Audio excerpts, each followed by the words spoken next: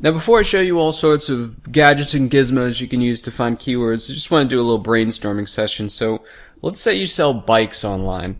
This basically means that people are going to be coming to you for pretty much three things: to buy a bike, to buy accessories, and to ask questions about topics related to bikes and cycling.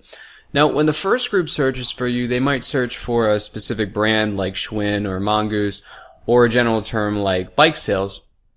When the second group searches, they might also search for a specific brand, but they could also just search for a general term like helmets, gloves, or t-shirts. And finally, the last group could search for terms like bike safety, nutrition, or best bike trails, for instance. Now, in order to have any chance of coming up in search, you'll obviously need to have pages for all of these possibilities. Now, what I want you to do is to put yourself in the head of your customers and ask yourself what possible combinations of words people would use in a search to find your business. And just write down everything that comes to mind. Don't filter anything. You can also have your team, if you have a team, imagine that they are potential customers and ask them what they would type into a search engine if they were looking for something similar to your product or service. And you can supplement this by asking some people outside your business what they would search for, preferably people who are not directly associated with the company.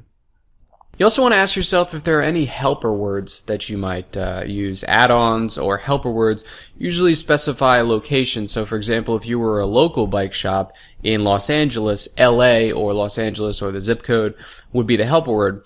You could also use helper words like free, cheap, trial, how-to, information, review, online, tutorial, video. These are all terms, popular terms that people include after very broad search terms.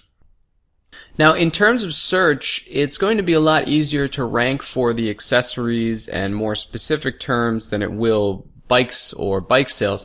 Oh, by the way, when I say rank for something, it just means to get onto the first page of the search results.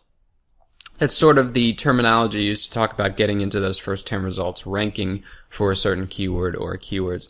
Anyway, once you've come up with a base of, say, 50 to 100 keywords, check out the following videos. I'm going to show you several websites and free programs you can use to take those 50 keywords and create a list of more than 1,000, which we're going to use to create optimized posts and articles that easily lead your customers from information to purchase.